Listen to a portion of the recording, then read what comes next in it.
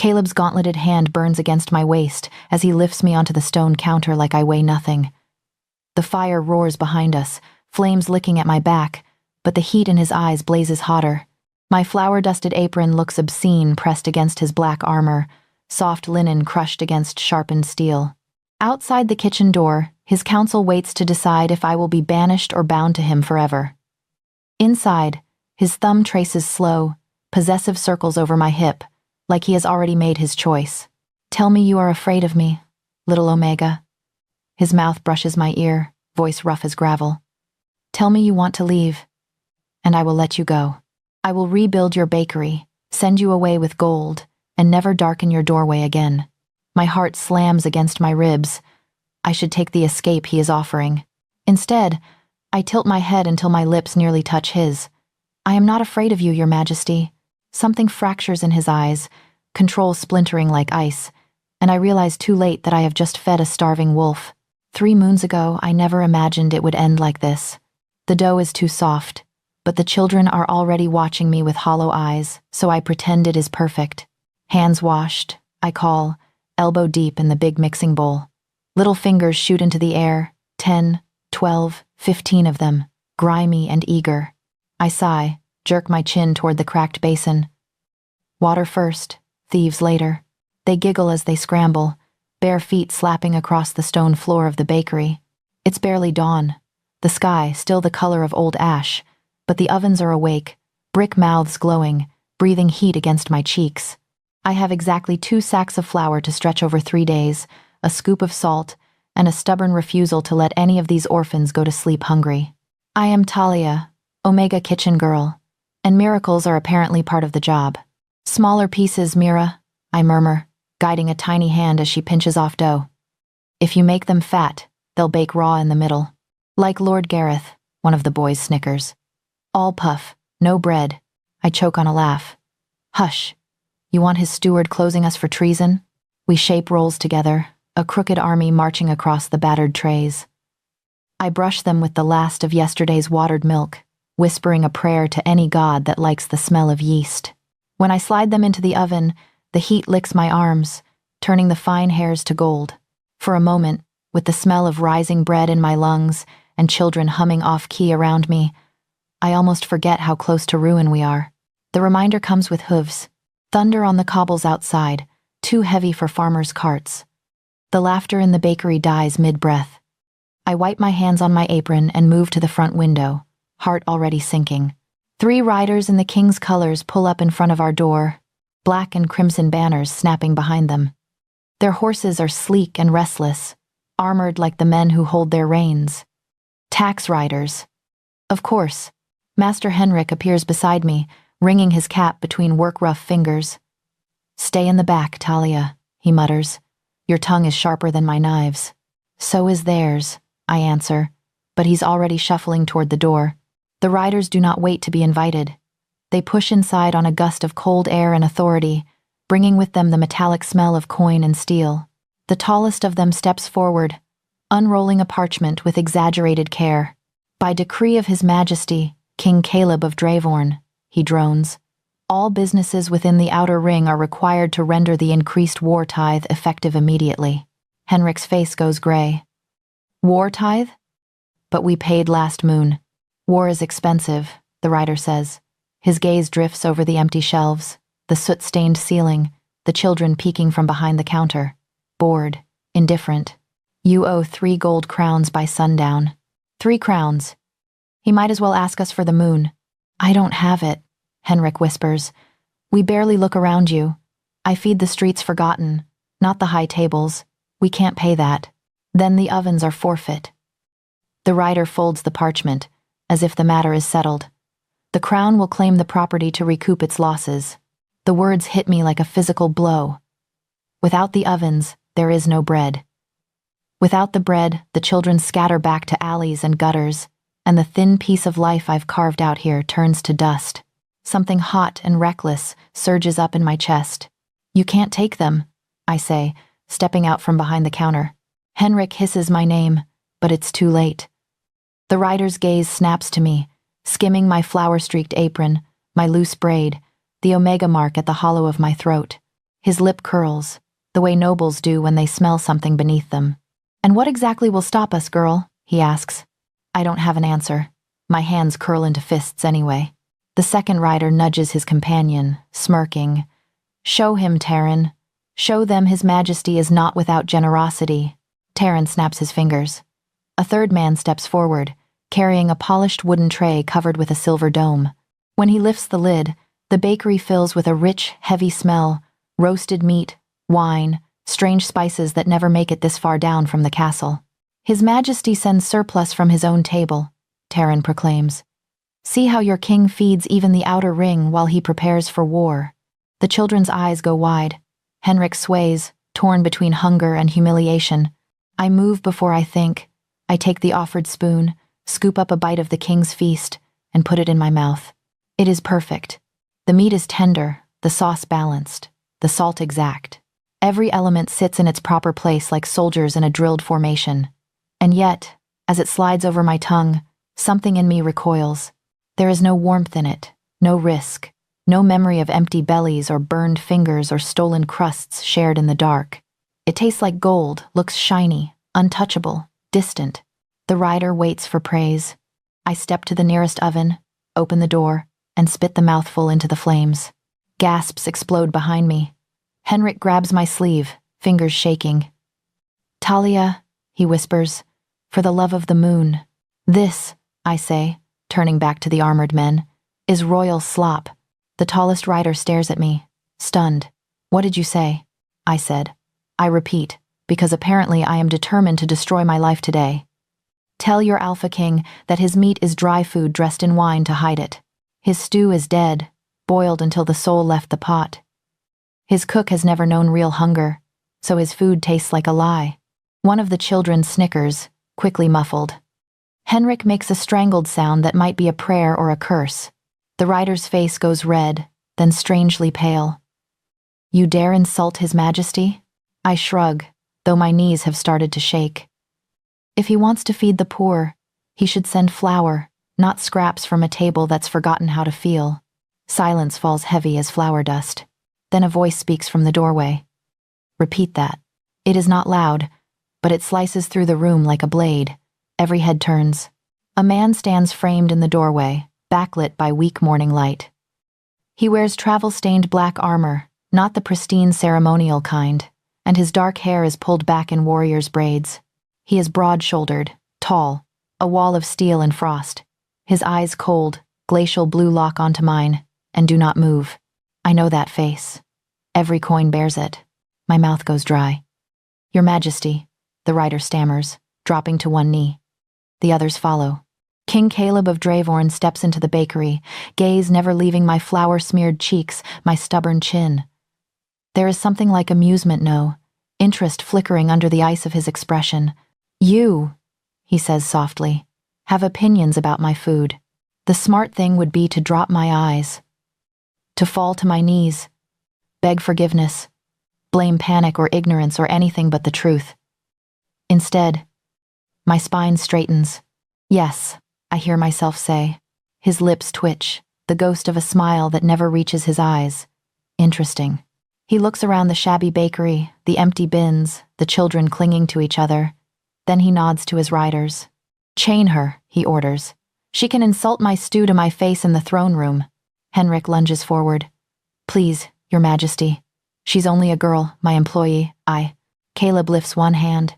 Everyone goes still. "By dawn," he says, gaze pinned to me, "you will stand before my court. You will cook.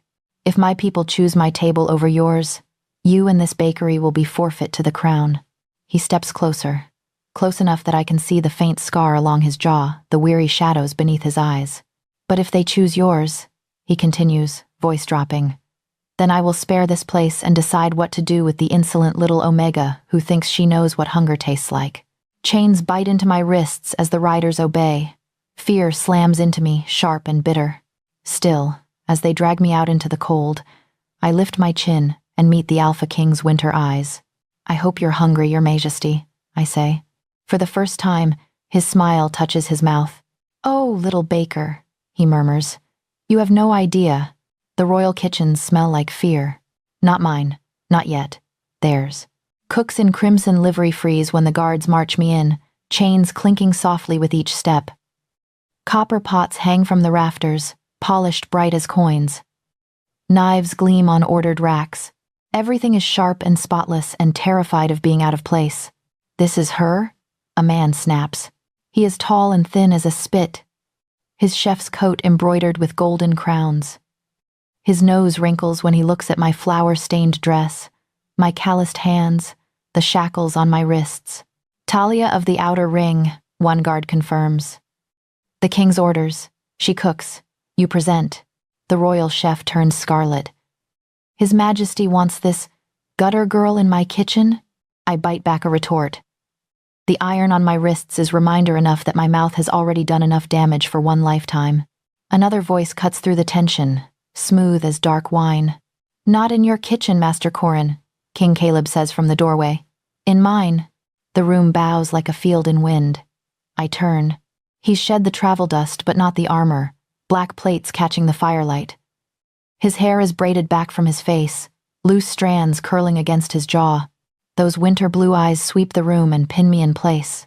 "Unlock her," he commands. The guard hesitates just long enough for Caleb's gaze to slice his way. The chains fall from my wrists. "Thank you, Your Majesty," I say, rubbing the red marks. My voice comes out steadier than I feel. "Don't thank me yet, little baker," he murmurs. "You haven't won." He strides to a long central table laid out like a battlefield. On one side, gleaming cuts of meat, jars of spices, baskets of vegetables, sacks of flour finer than anything I've ever touched. On the other, covered dishes already prepared Corin's work, I assume. Caleb rests his gauntleted hand on the table. "You all heard my decree," he says to the watching staff. "Today, we test truth with fire. Master Corin will serve his finest dishes. Talia will cook whatever her insolent tongue believes fit for a king. The court will taste both and choose."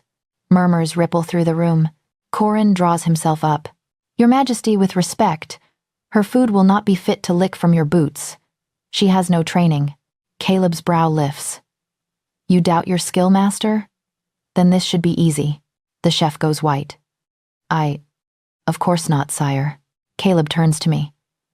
"You claim my food is dead, bring it to life." I swallow.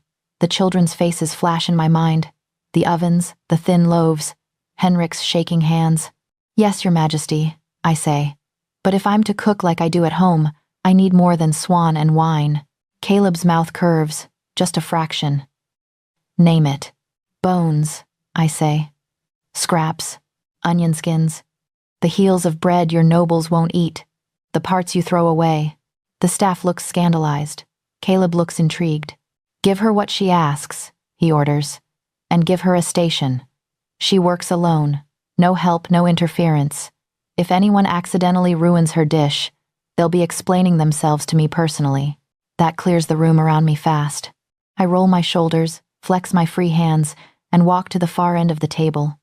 The station is smaller, less polished, clearly the one no one favors. Good. I spread my fingers over the scarred wood and breathe. This, at least, I know. They bring what I asked for. Chicken carcasses, wilted vegetables, bones with just a whisper of meat clinging to them. To the royal chef, these are waste. To me, they are promise. The fires roar to life under iron cauldrons. Corin and his assistants work like a drilled army meat seared to precise color. Sauces reduced to perfect gloss, plates wiped spotless. Their movements are beautiful, efficient, soulless.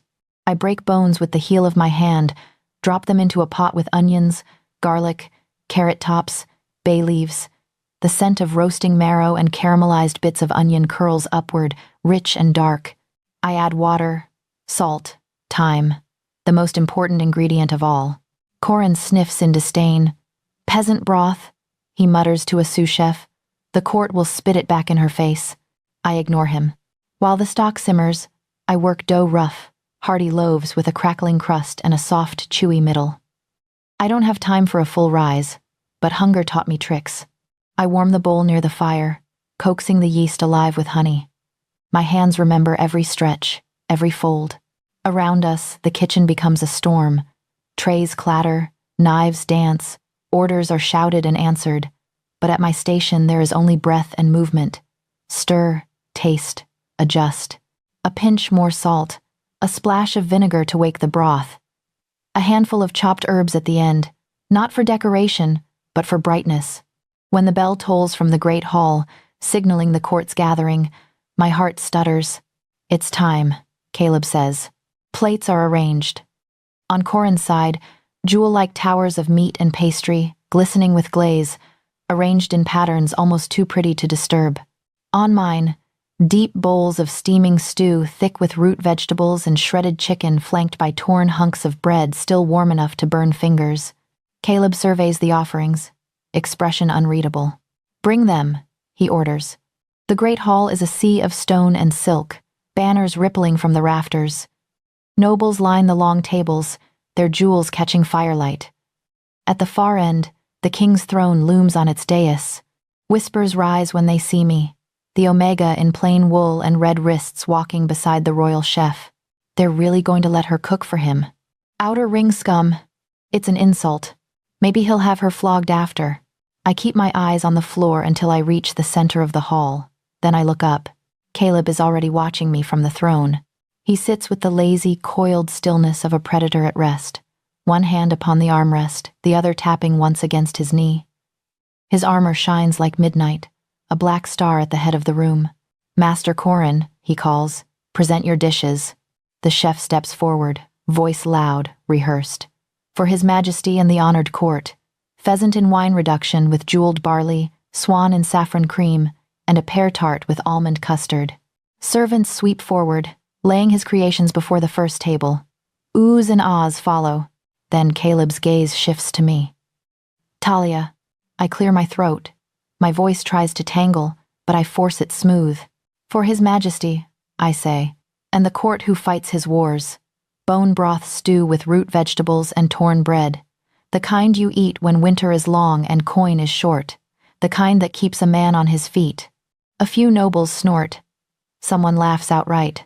Very well, Caleb says. We taste. He gestures, and bowls and plates travel down the rows like offerings at an altar. I watch as silk-sleeved lords lift spoons with reluctance, more for the show than from hunger. The first sip changes their faces. The pheasant is perfect. They nod, murmur polite praise. But when they taste my stew, something else happens. Their shoulders drop. Their eyes drift shut. One old lord exhales, like a man who's been holding his breath for years. This reminds me of my mother's kitchen, he murmurs, startled. Before the war. Another noblewoman takes a bite of bread, dips it into the broth, and laughs real, unguarded. I haven't eaten like this since we were snowed in at my grandfather's keep. Around the hall, spoons clink faster. Bowls are emptied, then tilted to catch every last drop. Up on the dais, Caleb eats in silence. He tries Corin's swan first. His jaw works, eyes distant. Then he sets the fork down and reaches for the bowl set aside for him. He lifts the spoon. Steam curls over his face, carrying rosemary, garlic, the deep comfort of bones boiled down to their last offering. He tastes. For a heartbeat, his careful mask slips. His lashes lower. His throat works. The hand not holding the spoon clenches on the armrest, leather groaning softly. He looks, suddenly, not like a king on a throne, but like a boy in front of a cottage hearth, somewhere I have never seen.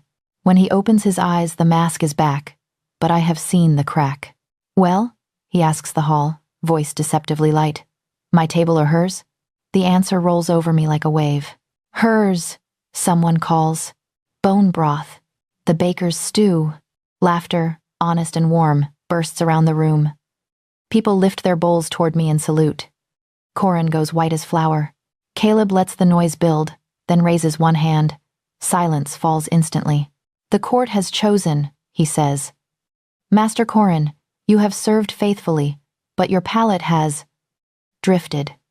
You will retire with a generous pension. Corin staggers as if struck. As for Talia of the outer ring, Caleb's gaze finds me again, sharp and intent. The bargain stands. The bakery will not be seized. In fact, it will be claimed under my protection as royal hearth. Bread from those ovens will feed my soldiers and my poor alike. My knees nearly give out. The children, the ovens, safe. And you, he adds, voice dropping, will come to the castle as my personal chef.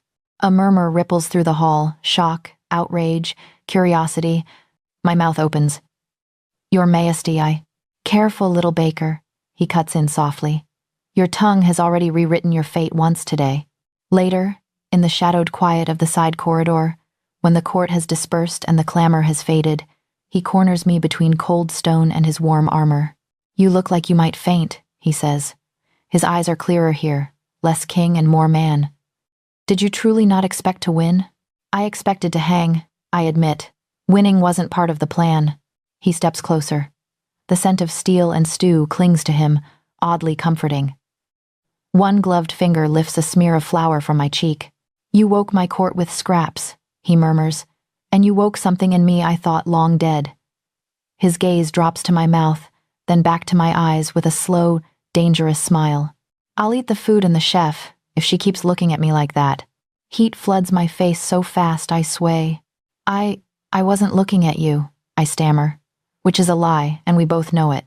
His smirk deepens, but his voice softens, a thread of sincerity beneath the teasing. Get used to it, Talia. From now on, when I am hungry, I will think of you. My heart thunders.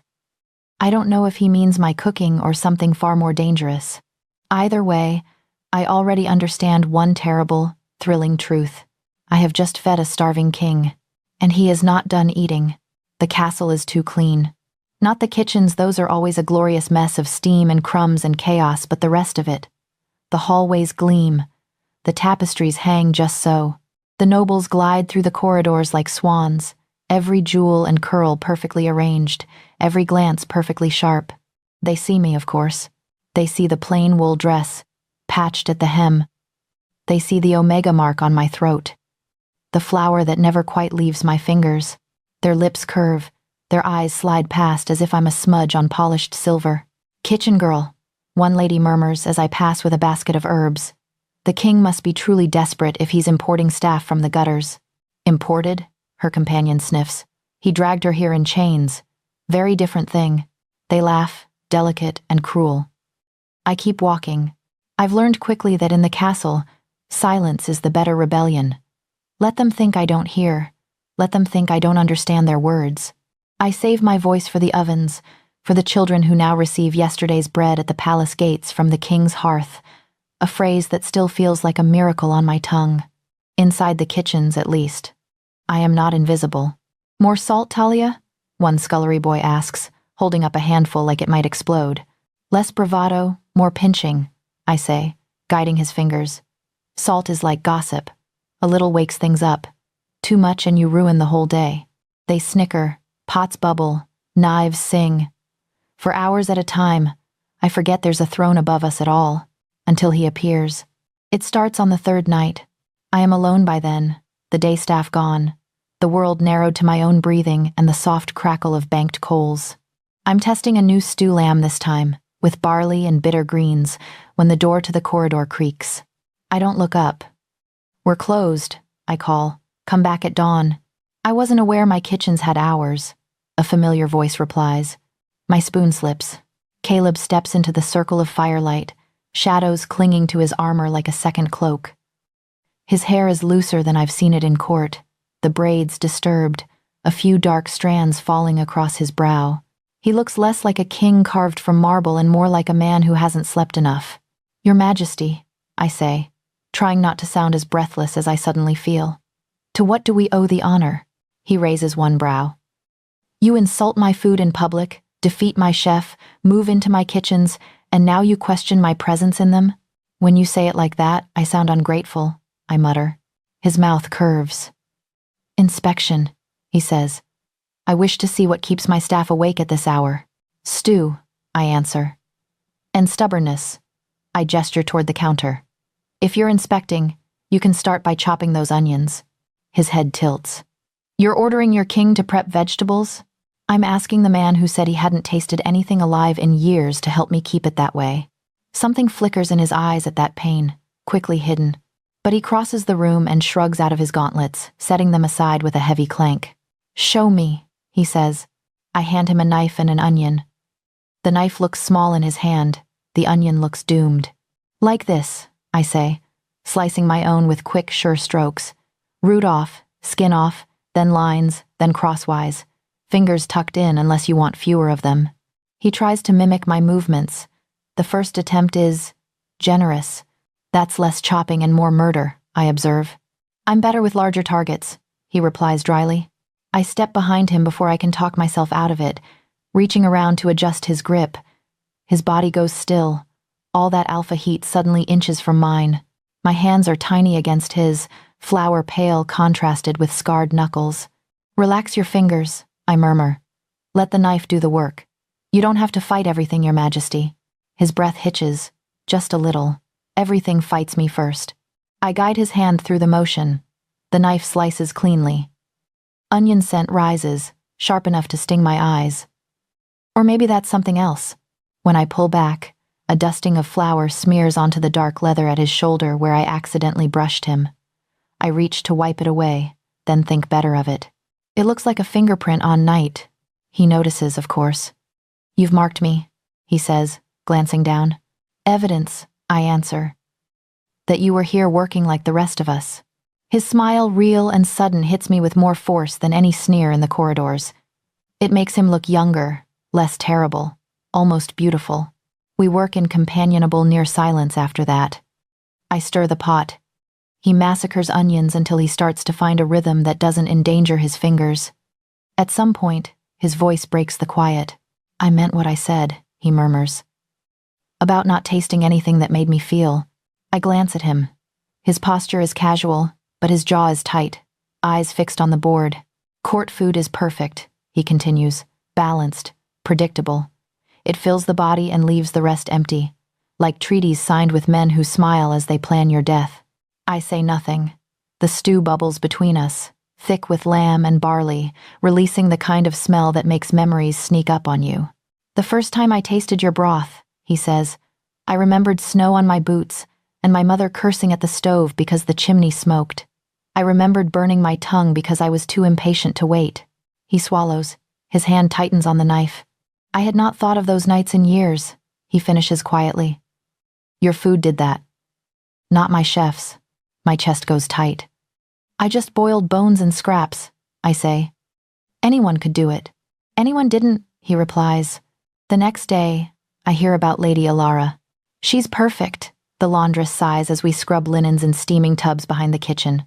Born to one of the oldest houses, an Omega with the right sort of blood, the council says she'll make a proper queen. Proper. Which means not me. She's coming tonight, another girl whispers. To dine with him privately. Something unpleasant curls in my stomach. I tell myself it's just stew indigestion. I don't have to imagine her for long. She walks into my kitchen like she owns it before the sun has fully set, her gown a cascade of blue silk, her hair an intricate sculpture of braids and jewels. Her Omega scent is soft and expensive, all rosewater and honey. You must be Talia, she says, smiling too widely. The king's project. I wipe my hands on my apron.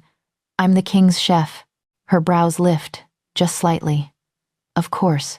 It's so inspiring how His Majesty finds value in the most unexpected places. The words are sugar. The tone is poison.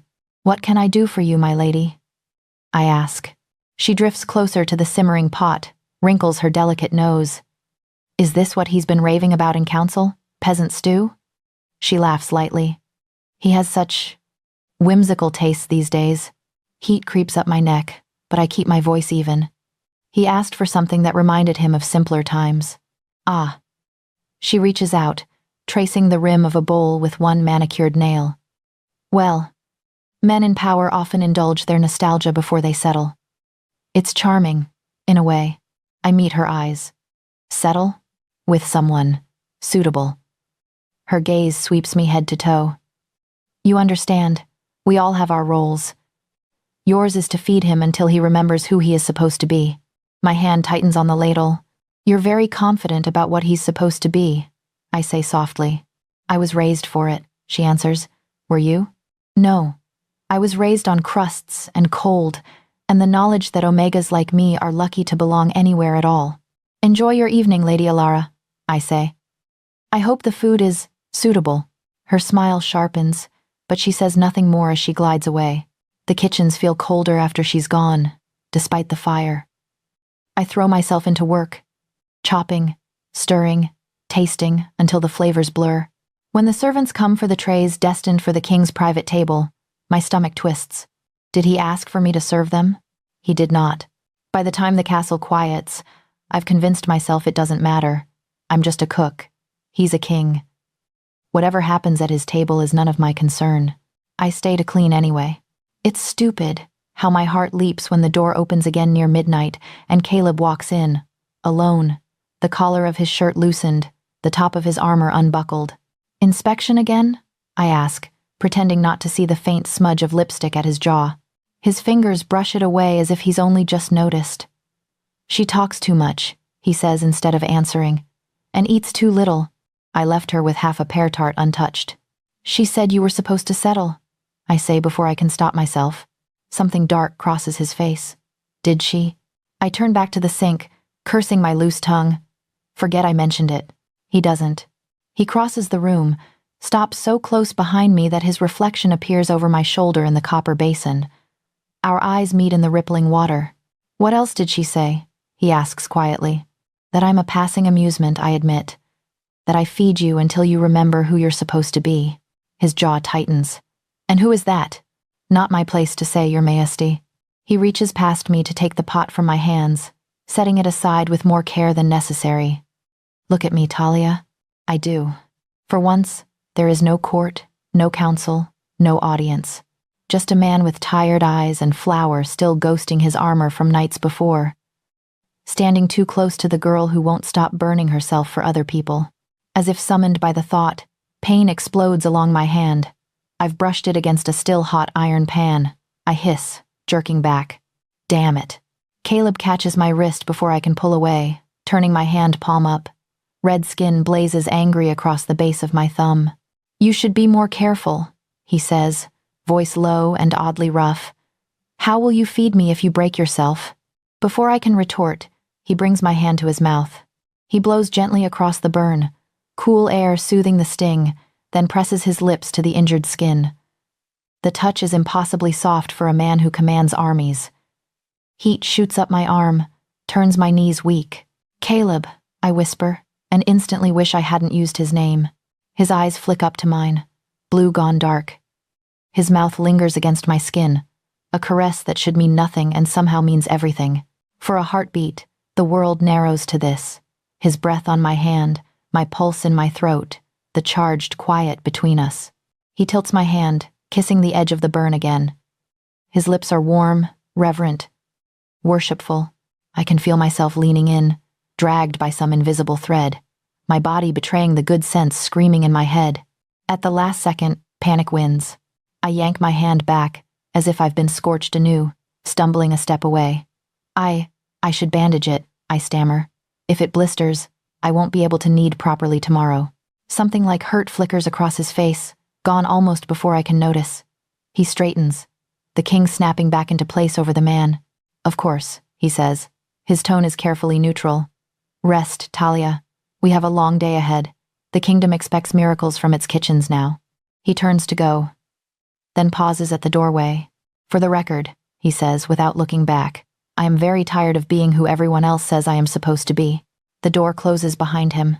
I press my burned hand to my chest, feeling my heart pound against the tender skin, and realize with a sick, dizzy certainty that Lady Ilara was wrong about at least one thing. I am not a passing amusement. I am a problem. For both of us. The rain comes in sideways that night, needling against the high windows and turning the courtyard torches into smears of gold. Most of the castle has sensibly gone to bed. The kitchens, as usual, have not.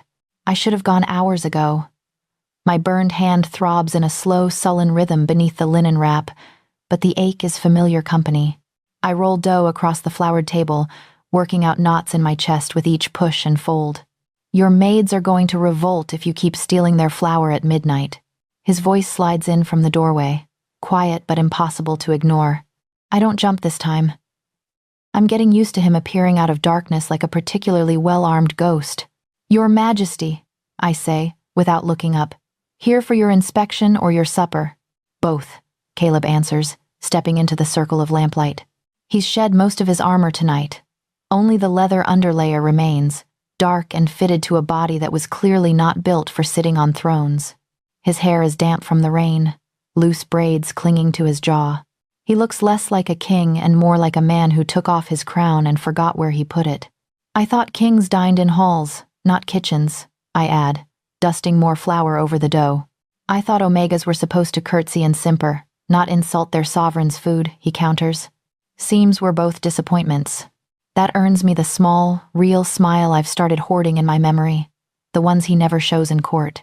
He leans a hip against the table, watching my hands. You work like you're fighting something. I am, I say. The dough, the day, take your pick. His eyes flick to my bandaged hand. Does it still hurt? Only when I use it. So constantly then. I shrug. The silence that falls is not awkward this time. It's thick, humming, like the air before a storm. Tell me about them, he says at last. I glance up. About who? The ones you burned yourself for, he says softly. The orphans, the bakery. You speak about them like a woman guarding a fortress. A laugh escapes me, low and humorless. It was barely a fortress, more like a cracked bowl with too many holes and not enough soup. But it was yours, he says. I press my palms into the dough, feel it stretch and yield. Part of me wants to deflect, to offer a joke, a shrug, anything that keeps my insides from being seen. But his gaze is steady, and I remember the way his lips felt on my burned skin, the way his voice roughened when he spoke of feeling nothing. If he can strip down his armor in here, maybe I can take off a little of mine. I don't remember my parents, I say. The plague took most of the outer ring that winter. I was 5, maybe. Old enough to remember cold, not old enough to remember names. He goes very still. Henrik found me sleeping behind the ovens, I continue. Said if I could steal bread, I could learn to make it. I thought he was joking. He wasn't. By 10, I knew how to stretch one sack of flour into enough loaves to feed twice as many mouths as it should. I can almost feel the old bakery around me again, the soot, the cracked tiles, the warmth. The others came after, I say. Street kids, war orphans, runaways. We slept in corners, took turns with the one decent blanket. Henrik pretended it was bad business to send away anyone who'd scrub pans for a crust, but he was soft under the beard. I swallow. When the taxes rose, he stopped eating so we could. My hands tighten on the dough. Flour squeaks under my palms. I learned 2 things there, I finish quietly. Food is the only apology the world understands, and people like me only stay as long as we're useful. The confession hangs between us, raw and ugly. I hate how small my voice sounds. I hate that my eyes sting. Caleb doesn't rush to fill the silence. When he finally speaks, his voice is low. My father was not soft under the beard, he says. I look up sharply. He isn't looking at me now, but at some point, far beyond the stone walls. We lived on the southern ridge before the war, he says. A cottage, if you can believe it. Chickens. An herb garden. My mother played the lute badly and cooked stew that could make a whole village forget there'd been frost in the harvest. It is impossible to picture the Alpha King in a cottage. He must see that disbelief on my face because his mouth twitches. Yes, I did exist before armor and execution orders, he says. I was a scrawny boy with perpetually scraped knees. I used to sneak into the kitchen and steal carrot slices before they went into the pot. My mother would pretend not to see, then accidentally drop more. There's a softness in his tone I've never heard outside this room. A piece of him he has not shown anyone in a long time. She taught me to cook, he goes on. Said a man who can't feed himself becomes dangerous because he starts thinking the world owes him something. We chopped onions together until our eyes burned. We argued over how much salt to add. I burned the stew the first 3 times I tried. She ate all of it anyway. What happened? I ask, though I already know. The war. There's always a war. Father happened, he says simply. He came back from council one day with a crown in his hands and blood on his boots, and suddenly the cottage was a memory and the palace was a prison. He said I had to stop smelling like smoke and start smelling like power. His jaw works.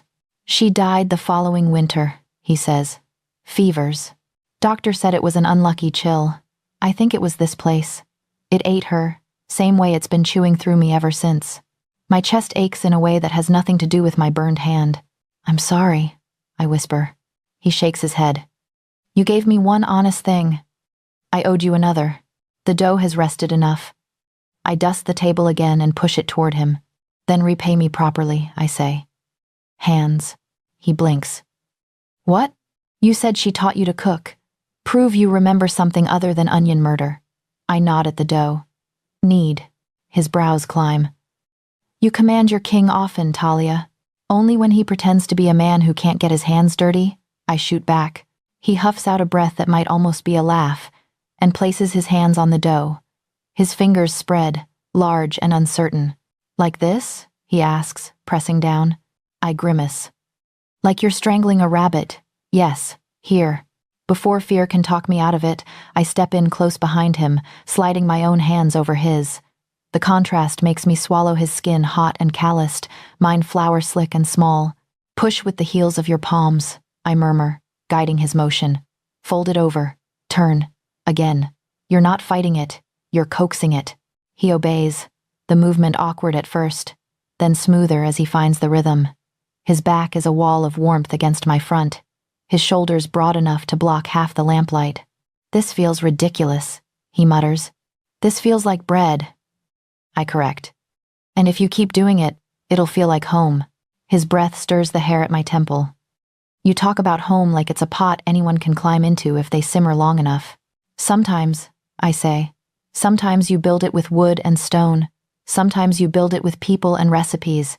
Either way, you have to burn for it a little. The dough begins to change under our hands, stretching, smoothing, coming alive. So does something in the air. He falls silent, but his breathing changes, growing shallower, tighter. I become acutely aware of every point where we touch my chest, brushing his back, my fingers wrapped over his, our hips almost aligned with each push. Again, I say, but my voice has gone soft. His hands press forward. The dough yields. My body sways with the motion. I don't realize I've stopped guiding until his fingers still under mine. Talia, he says. My name sounds different in his mouth this time. Rougher, thicker. Yes, Your Majesty? I whisper, and hate how breathless I am. He releases the dough and turns in the same motion, trapping me between his body and the edge of the table. His palms land on either side of my hips, caging me in without touching me. His eyes have gone very dark. This is a mistake, he says. My pulse stutters. Teaching you to knead? Absolutely. You're a menace to dough. A ghost of a smile flickers, then fades. He leans in until I can taste his breath stew, and rain, and something uniquely him. I meant this, he murmurs. Here, with you. His gaze drops to my mouth. The room seems to shrink. The only sounds are the ticking of cooling metal and the drum of my heart. What's wrong with this? I ask, hating the tiny quiver in my voice. My council met today, he says. They reminded me that a king without an heir invites war. They have chosen a solution. Elara, I say, the name bitter on my tongue. Elara, he confirms. They want me to announce an engagement at the treaty feast next week, in front of half the nobility and all of our enemies. He exhales, slow and harsh. A pretty story for them to believe in. A safe queen, a proper Omega. He doesn't say, not you. He doesn't have to. The dough behind me cools against my back. My burned hand throbs. The part of me that learned long ago how easily people trade girls like me for safer options nods and starts to pull away. I move to step sideways. His hand shoots out on instinct, fingers wrapping around my waist, holding me there. Not rough, but desperate. Don't, he says. Don't what? I manage. Don't step away from me when I am telling you the worst parts, he answers, voice raw. Everyone else smiles at the crown and ignores the man underneath. You look straight through both and still let me eat at your table. I feed half the city now, I say, because admitting anything else would split me open. You're just the loudest of them. He huffs a breath that might have been a laugh if it weren't so wrecked. The torchlight catches on the small silver crest at his throat. For once, it looks like a shackle instead of a prize. I will go to that feast, he says slowly. I will sit at the head of a table filled with men who would sell this kingdom for a better wine. They will expect me to stand and promise myself to a woman who tastes like politics. He leans closer, until our foreheads almost touch. My throat tightens. But hear me very carefully, Talia, he whispers. They can have my crown. They can dictate my treaties. They can shove whatever bride they want into my bed for appearances. His hand tightens on my waist, thumb digging into my hip like it's the only solid thing in the room. They cannot decide whose food I crave. The words land between us like a thrown gauntlet. Heat rushes through me, head to toe. He's too close, not close enough. Caleb, I say, barely more than breath. His eyes flick to my lips again. My fingers curl into the front of his shirt without my permission, feeling the hard line of his chest beneath. For a fraction of a heartbeat, the world holds its breath. The rain, the ovens, the ghosts of his council, everything fades, leaving only this narrow sliver of space that could be closed with one reckless movement. His, or mine. He closes his eyes. Then, with visible effort, he steps back. The hand on my waist drops away. Air rushes between us like a tide returning to shore. If I start this now, he says hoarsely, I will not stop. Not for them, not for war, not for anything. My fingers clutch empty air. And your kingdom? I ask, angry with myself for how small I sound. He swallows. My kingdom needs a king who can walk into that feast and pretend his heart is untouched. A humorless smile twists his mouth. I am already failing them. I could tell him that kings are allowed to be men. That omegas like me are allowed to want things other than survival. Instead, I straighten, press my palms flat on the table to steady myself. Then we do what we're both good at, I say. You go upstairs and lie to men with crowns. I stay down here and tell the truth to boiling water. His gaze softens in a way that scares me more than his anger ever could. Is that what this is for you? He asks quietly. Just stew and scraps and tricks to stretch them? I think of his hands over mine, of his mouth on my burned skin, of how his voice changed when he remembered his mother's kitchen. No, I say before I can regret it. This is the first place I've felt chosen, without being purchased. Silence falls again. This time it's gentle. He nods once, as if I've just told him something sacred. Then I will go let them think they own me, he says. And when it's over, if the walls are still standing, I will come back here. To the only place in this castle that still smells like real life. He turns toward the door, then glances back over his shoulder. Keep the ovens lit, little baker. My heart stutters. Why? So I can find my way back, he says simply. When the door closes behind him, the room feels too big, the dough too small, my heart far too loud. I press my hands into the soft, risen mass, shaping it into loaves for a feast I am not invited to, and whisper to the empty kitchen what I cannot yet say to him. I will keep the fires burning, and if he keeps his promises, I might even let him taste more than my food. The treaty feast smells like triumph. Roasted meats, honeyed fruits, fresh bread from the royal hearth with my fingerprints pressed into every loaf. If peace had a scent, it would be this.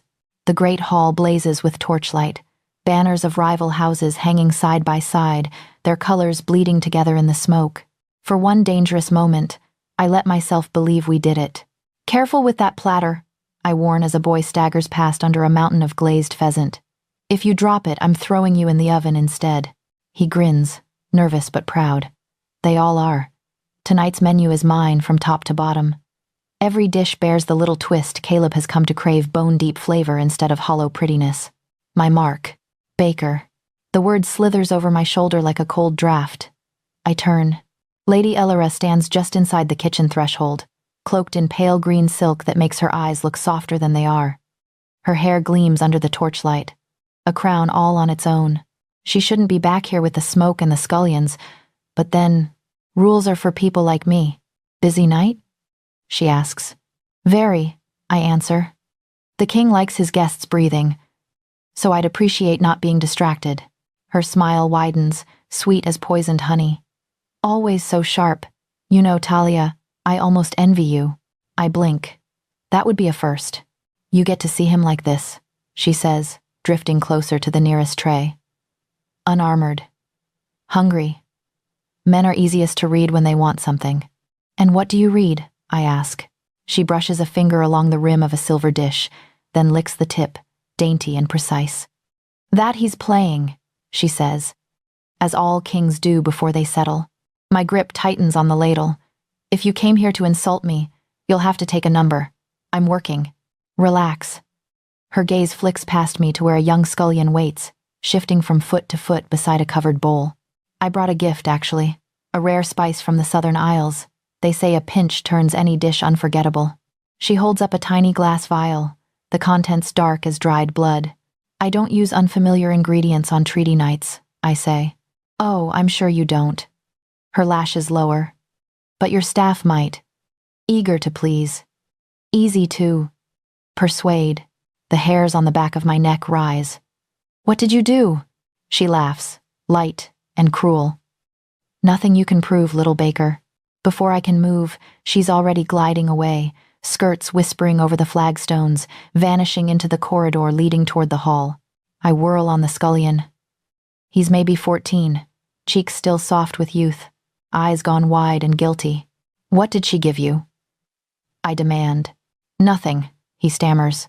Just, said His Majesty wanted the Lord from Renfall to taste something special, said to sprinkle this in the sauce. His hands shake as he reveals the empty vial. My heart drops into my stomach. Which dish? I choke out. He points with a trembling finger to one of the covered bowls on the service table, already surrounded by others, identical. Panic claws at my throat.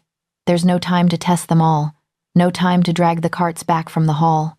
The bell tolls from above 3 chimes, the signal to serve. Listen to me, I say, grabbing the boy's shoulders. You will not touch that table again tonight. Stay here. If anyone asks, you're scrubbing pots. Do you understand? He nods frantically. And if anyone gets sick, I add, you tell them exactly who handed you that vial. Fear flickers in his eyes. Will they believe me? I don't answer. The procession begins. Platters leave the kitchen in a shining river, carried by servants whose steps are measured and careful. My heart hammers with every dish that vanishes through the doors. Please, I think, to gods I haven't bothered in years. Let me be wrong. Let this be another of Alara's mind games. The first scream comes half an hour later. It rips through the hall, raw and ugly, cutting through music and laughter like a cleaver. I freeze, ladle hovering over a pot. Talia, someone shouts. They're calling for you. I wipe my hands on my apron and run. The great hall has changed. Moments ago it was all noise and color. Now the sound has curdled into chaos. On the floor near the Renfall banner, a lord lies on his side, body rigid, froth bubbling at the corner of his mouth. His skin has gone a terrifying shade of gray. His wife kneels beside him, shrieking, clutching his hand like she can drag him back by force. Servants hover helplessly with napkins and water, as if either could fix this. Caleb stands at the head of the table, rigid as a statue carved from storm clouds. His eyes, when they lock onto mine, are wildfire blue. Get her, someone snarls. The cook. This is her doing. It takes me a second to realize her is me. Hands grab my arms, spinning me in place. A guard's grip clamps down tight enough to bruise. Stop, Caleb roars. The word cracks across the hall. The guard hesitates, but doesn't let go. My gaze darts to the fallen lord. To the bowl overturned on the rushes beside him, its contents smeared across the floor. Bits of meat and pale sauce, laced with something darker. My stomach turns. I didn't make that, I whisper. Not like that. Every dish tonight came from your kitchen, one counselor says coldly. Lord Marrow, sharp-nosed and always eager for blood. He steps forward, jabbing a finger at my apron. Your mark was on them all. If poison was there, so were you. I tasted everything, I protest, fighting to keep my voice steady. It was clean when it left my hands. Then whose hands dirtied it? Marrow demands. My eyes find Alara. She stands a little apart from the chaos, one elegant hand covering her mouth in a perfect mask of distress. Her gaze meets mine for a sliver of a second. There is triumph there, sharp and glittering, before she looks back to the dying man. I see the truth. I know it like I know the weight of my own knife. But truth without proof is just another story. And tonight they've already chosen the villain. Search the kitchen, another lord barks. If she's so innocent, the poison will be somewhere else, won't it? Guards surge toward the doors. The hall seethes, nobles rising from their seats, their whispers turning into accusations. King's whore. Peasant trash.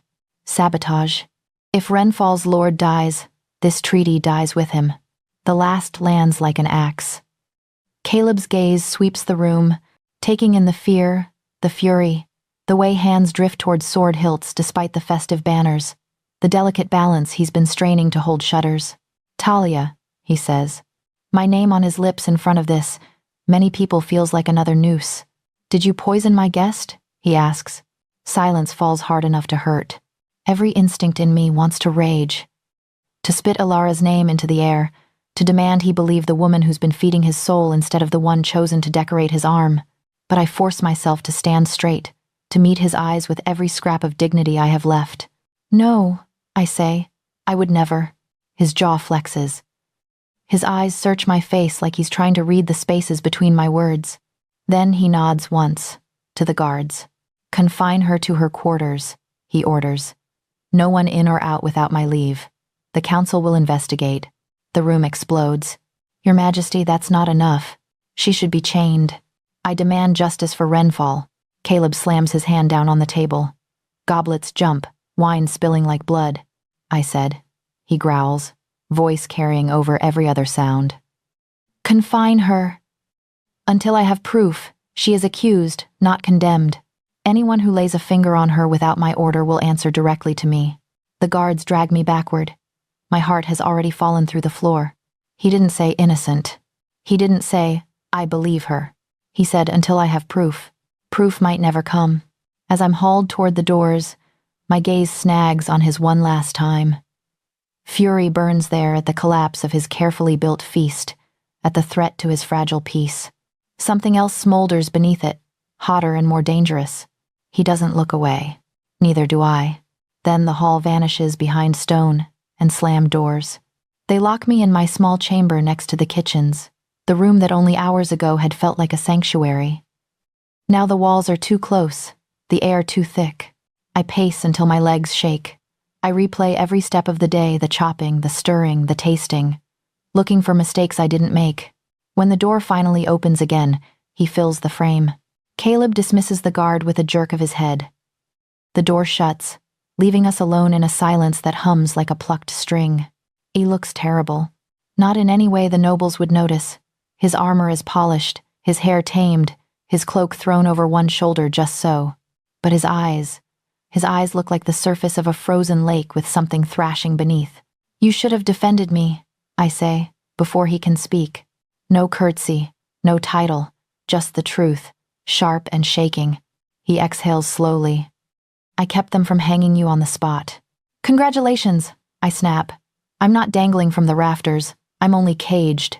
He flinches. I drag a hand through my hair, pacing away from him and back. You know it wasn't me, I say.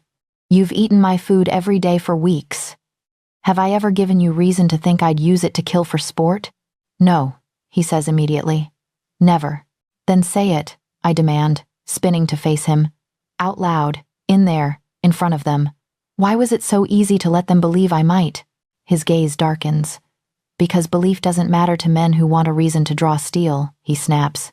Because one more wrong word from me and Renfall's banners would have walked out of this castle and straight into an enemy's camp. Because this kingdom hangs by a thread woven from ego and fear, and tonight someone tried to cut it. Someone, I repeat. She has a name. His jaw tightens. Do you have proof? I think of the empty vial, the trembling boy, Alara's glittering eyes. None of it would survive the council chamber. No, I say. Then right now to them it is your word against hers, he says. A king's favored kitchen omega against a lady of old blood.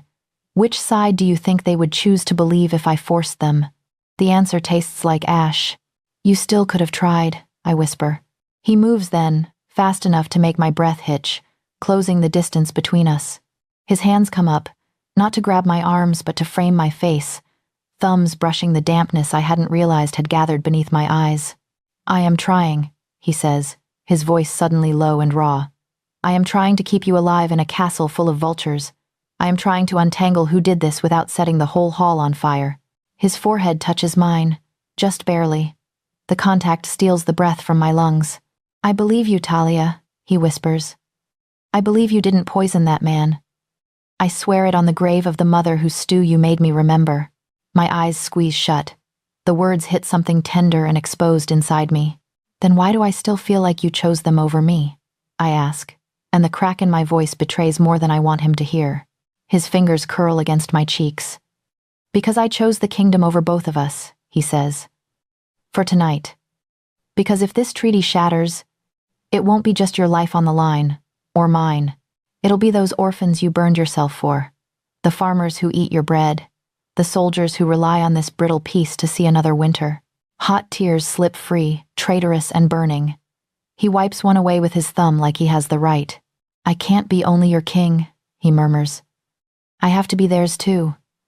Sometimes that means standing still when I want to cut a path to you with a sword. His breath brushes my mouth. It would be so easy to close that tiny distance, to let his apology sink into my skin and pretend it's enough. But I can still feel the weight of the hall's eyes, the echo of his orders. Confine her. I pull back, forcing his hands to drop. Then go be their king, I say, scrubbing at my face with my own sleeve. Go reassure the lords and comfort Lady Alara and sign whatever papers they put in front of you. Talia, and when you're done, I continue, voice shaking, come back and tell me if there's anything left of you that belongs to yourself, much less to me. He looks like I slapped him. Good, maybe I did. Silence yawns between us. At last, he straightens, the distance between us filling with all the things neither of us is ready to say. The king's mask slides back into place, smooth and cold. I will find out who did this, he says, and when I do, there will be nowhere in this kingdom safe for them. I nod, because anything more will break me open completely. He hesitates at the door, hand resting on the latch. For what it's worth, he says quietly, not looking back. I have never tasted anything as empty as that hall felt when they dragged you out of it. Then he's gone. The lock clicks. The echo of it sinks into my bones. I slide down the wall until I'm curled on the cold stone floor, apron bunched in my fists, and finally let myself do what I've been holding back since the moment the Lord hit the ground. I break. They come for me at dawn. Not with chains this time, just a folded parchment and a guard who won't quite meet my eyes. The sky beyond my little window is the color of old milk, the castle still half asleep, but the words on the page are wide awake.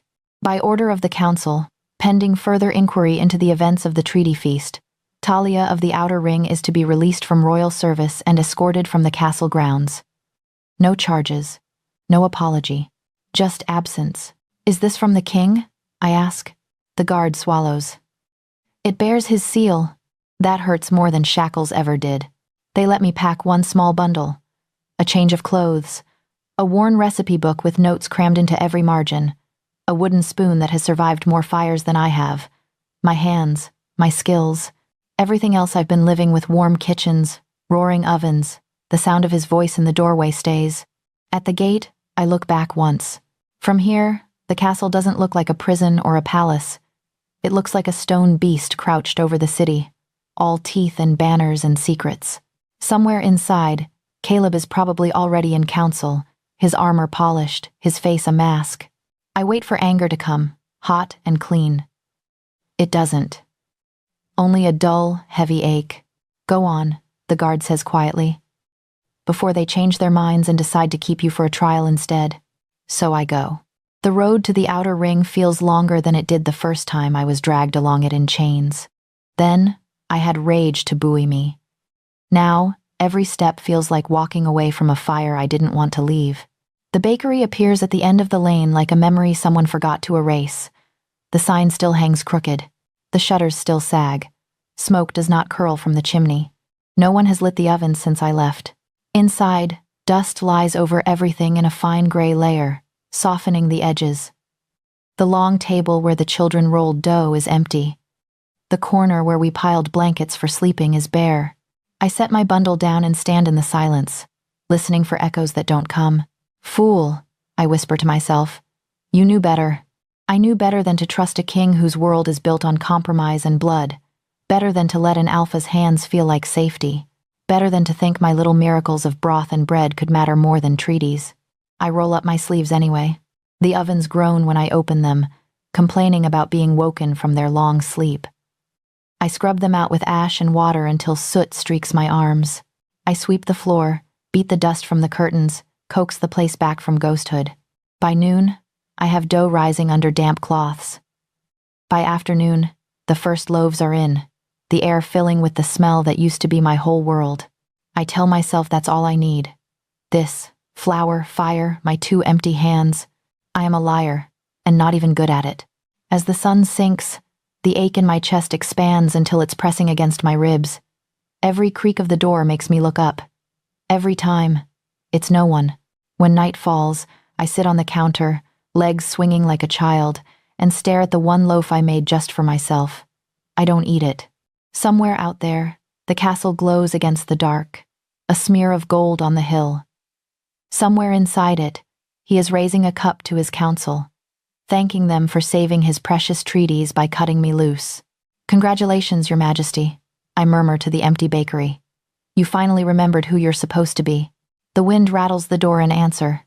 I don't know that, back in the castle, everything I've told myself is already starting to unravel. Later, the story will be told a dozen different ways. Some will swear the king shattered a goblet against the council table when he heard of my dismissal, red wine dripping down the carved legs like spilled blood. Others will whisper that he just went very, very quiet in a way that made even the bravest lords glance toward the exits. What really happens is this. Caleb listens. He listens, as Lord Marrow presents the convenient conclusion the council has decided upon. No formal charges, no public blame, just the quiet removal of a troublesome Omega whose presence has become divisive. He listens as Elara, demure in dove gray, suggests that lingering upset over the feast could be soothed by a hopeful announcement. An engagement, perhaps, something to show the kingdom their king is focused on stability, not scandal. He listens while a messenger, pale and sweating, stammers through a report from the kitchens. The scullion boy has been found, half dragged toward the barracks by guilt and fear. How he mentions a lady in green, a vial of dark powder, a whispered instruction to make the king's new favorite, unforgettable. He listens when the boy holds out shaking hands, stained with something that isn't flour, and when the castle apothecary pales over his samples and whispers the name of a poison, rare enough that only someone with money and connections could have acquired it. He listens to all of it. And then, for the first time since he put on the crown, Caleb ignores every single piece of advice his council offers. "Bury this," Marrow urges, face ashen. "If Renfall's court hears that the king's own almost queen poisoned their lord under his roof, they'll cry for war. Let the Omega take the fall quietly," another insists. "She's already gone. No need to stir the ashes. Think of the optics," someone else pleads. "The kingdom needs to see you strong, not apologizing over a kitchen girl." Elara says nothing at all. She doesn't have to. Her silence is as smooth as her lie. Caleb looks at the boy. At the apothecary's vial. At his own hands braced on the table, scarred and calloused and shaking with the effort of not wrapping themselves around someone's throat. Then he says, very softly, "No." The council does not understand at first. They think he means no to war, no to panic, no to anything that might crack the polished surface they have worked so hard to maintain. It is only when he stands, cloak flaring, and orders the bells rung that they realize. He means no to them. The Great Hall is not prepared for another gathering so soon after the disastrous feast, but kings do not always wait on preparations. When Caleb storms through the doors, trailing rain and fury, lords and ladies scramble to their feet, summoned from their chambers by the insistent tolling. I am already there. I don't understand the summons when the guards knock on the bakery door, only that they are Caleb's colors and their faces are white as flour. I ride in the back of the wagon like a sack of grain, the city blurring by in smears of torchlight and confusion. By the time I'm hauled through the castle doors again, my heart is pounding so hard I feel it in my fingertips. "Why am I here?" I demand as they push me toward the hall. His Majesty insisted, one guard mutters, "that you see this." The hall feels different tonight. No music, no laughter, just a low hum of voices and the metallic taste of unease. Caleb stands at the head of the room, not on his throne but in front of it, like a man blocking the doorway to his own home. He wears no crown, no ornate cloak, just black leather and a sword at his hip. Elara is already in place at one side, flanked by her family. She looks flawless. Of course she does. The moment I step through the doors, his head turns. Our eyes meet across the distance. For a heartbeat, the world narrows to that line of sight. Talia, he says, his voice carrying easily. Come here. Every instinct screams at me to stay where I am, to turn and run back to my little bakery and bolt the door. Instead, my feet obey him like they've been doing it for years. I walk the length of the hall, feeling hundreds of eyes on me. The whispers rise, sharp and confused. Didn't they send her away? Is she to be punished after all? Alara won't like this. No, I suspect she will not. When I reach the dais, I stop at the bottom of the steps. This is a bad idea, I hiss up at him under my breath. His mouth curves, but there's no humor in it. So was letting you insult my food. I seem to have a weakness. For suffering? I shoot back. For truth, he corrects quietly. Then louder. Lords, ladies, you all remember the unfortunate events of our last gathering. A mutter runs through the hall. Since then, Caleb continues, I have hunted for answers. Tonight, I have them. Marrow steps forward, alarm flaring on his face. Your Majesty, perhaps these matters are better handled in private, Caleb suggests. Behind closed doors where the truth can be shaped until it fits whatever lies are most convenient. Marrow shuts his mouth. Caleb gestures. The scullion boy is pushed forward, pale and shaking but standing. In his hands, he clutches the empty vial like a relic. Hear him, Caleb says. The boy stammers through his story. The lady in green, the soft promise of favor. The instruction to sprinkle the powder only into one specific dish, to give our honored guest a memory he'll never forget. His own growing terror as the lord from Renfall collapsed. I tried to say something, he chokes. But everyone was shouting and they took the cook away and I...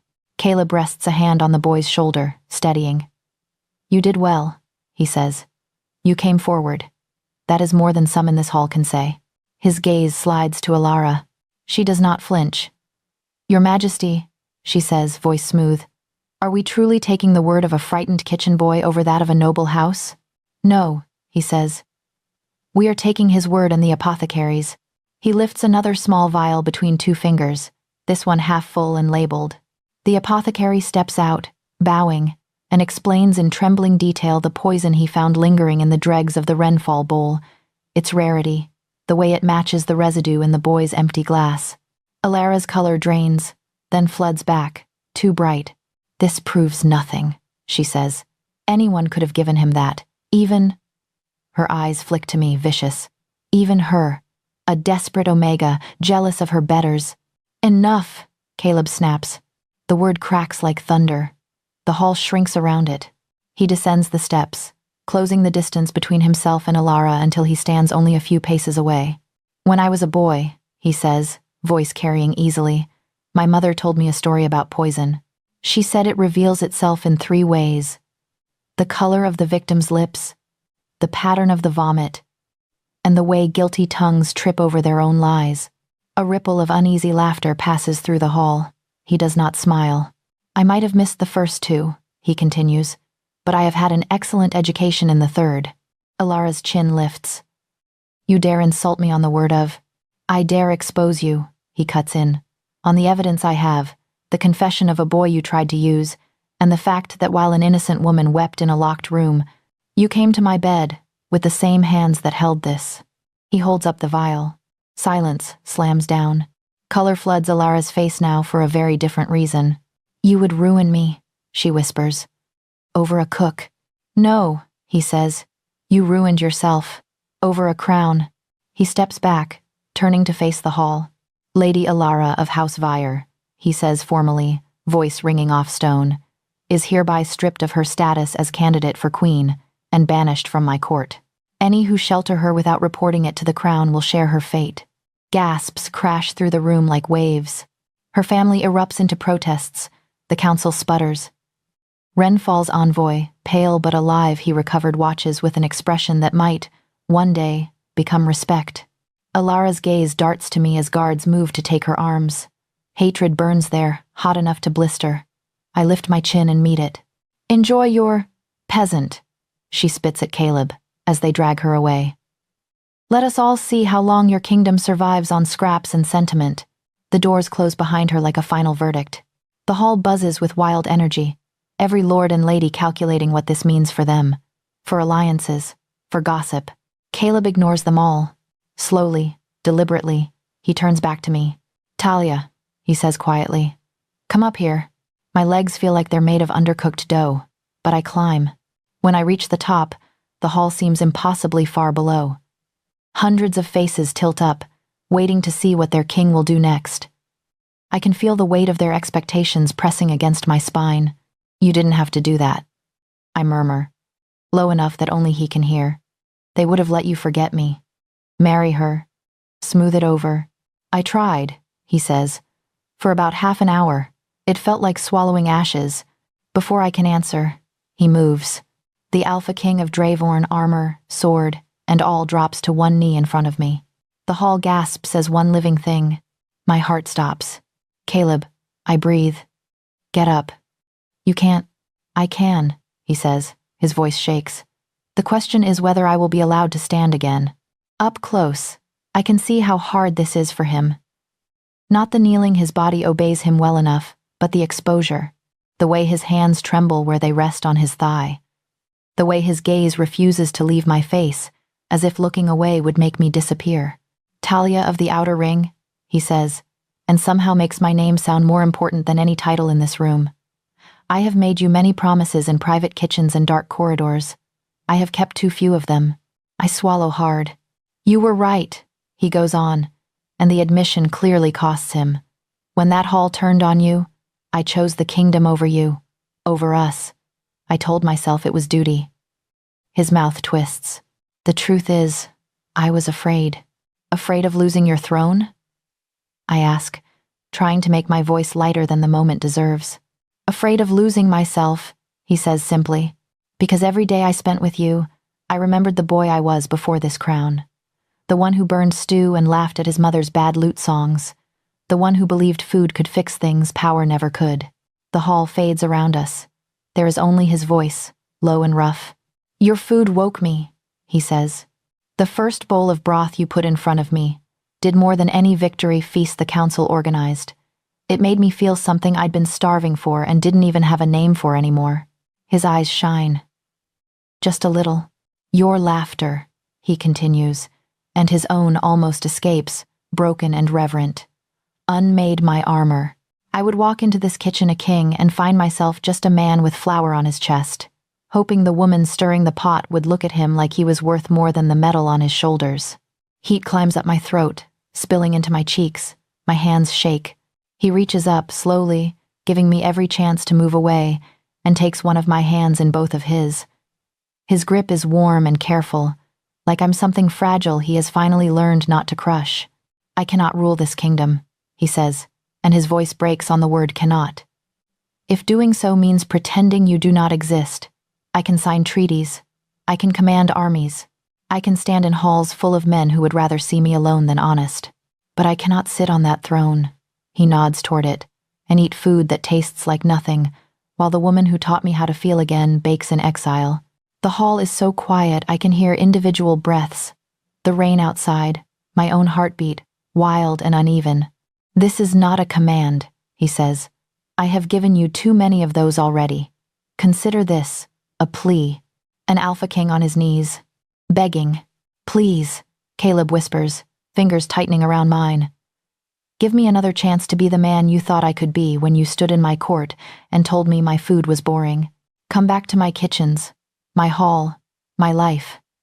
Not as a servant I can dismiss when politics get inconvenient, but as my partner, my equal, the one person whose hunger I will spend the rest of my life trying to satisfy." The choice hangs between us like steam over a pot. Behind him I can see the council, pale and furious, the nobles, stunned, the servants, wide-eyed. Every future I thought I understood shifting, realigning around this impossible moment. He is offering me a kingdom and making it sound like a confession. I could walk away. I could leave him kneeling here in front of the people who expect him to be untouchable, prove to them that Omegas do not always bow to power. But when I look down at him, at this man who has spent his life being worshipped and feared, now shaking as he waits for an answer from a girl who once slept behind an oven, I see more than a king. I see the boy in the cottage. I see the man in my kitchen, blowing on my burned hand, whispering that they can have his crown but not his cravings. I see the future that could be built from both. I take a breath that feels like stepping off a cliff. Get up, I say softly. Pain flickers across his face. He starts to withdraw his hands. I hold on. Get up, I repeat, tugging him gently. I won't have my king on his knees when I say yes. Shock flares in his eyes. Yes? Yes, I say, louder now, for the hall as much as for him. To another chance, to your terrible onion skills, to your relentless hunger, to rebuilding this kingdom's heart from the kitchens outward. The hall exhales as one. A few people cheer, recklessly. Others look horrified. I don't care. Caleb surges to his feet, still holding my hand like he's afraid I'll vanish if he lets go. There will be consequences, he murmurs, almost dazed. They will say I'm weak. Let them, I answer. We'll feed them until they forget why they were angry. A real smile breaks over his face then, bright and disbelieving and so full of relief that it hurts to look at. In that case, he says, voice steadying, we have work to do, Talia. Yes, we do, I agree, squeezing his fingers. Starting with breakfast. The hall erupts into noise arguments, laughter, outrage, joy, but for the first time, it doesn't sound like a threat. It sounds like life. I make him wait. After the hall, after the gasps and the kneeling and the yes that shook the kingdom, I ask for time, and I take it. I slip away before the council can corner us, before the nobles can turn my life into a story they own. I walk back to the outer ring alone, cloak pulled tight, heart pounding louder than my footsteps. The bakery is dark when I push the door open. The ovens have gone cold again, their mouths black and empty. I sit on the floor with my back against the warmest of the bricks, knees pulled to my chest, and stare at the ashes. I could stay here. Be Talia the baker, not Talia the king's problem. Feed orphans and farmers and pretend my bones don't remember the feel of his hands. But every time I close my eyes, I see him on his knees. A knock rumbles through the wood. Before I can stand, the latch lifts and he's there, filling the doorway not as a king in gold, but as the man from my kitchen. Black leather, male, rain still dripping from his hair. No crown, no guards, only a sword at his hip, which he unbuckles, setting it carefully on the floor before he steps inside. I thought you might not come, I say. I thought you might bolt the door, he answers. I was prepared to knock until my knuckles bled. He takes off his gauntlets next, laying them beside the sword. With each piece of armor he sheds, something in my chest loosens. When he finally looks up, there is no Alpha King, no legend. Just Caleb, eyes tired and hopeful and scared in a way I've never seen. I left everything that makes me terrifying outside, he says quietly. All I brought is me. And your appetite, I murmur, because if I don't joke, I'll cry. That too, he admits.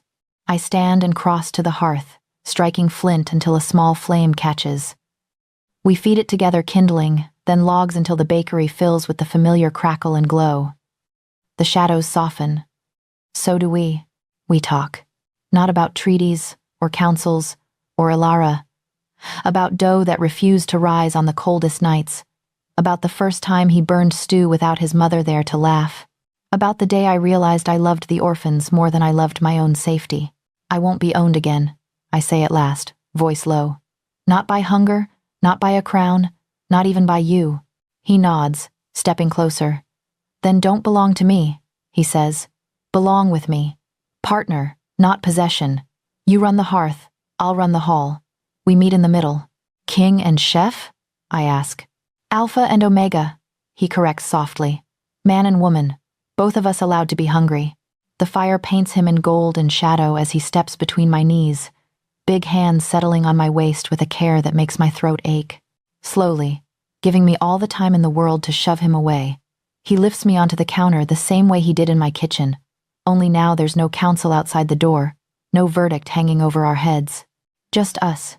His forehead rests against mine, breath warm and uneven. Talia, he whispers, mouth brushing the corner of my lips.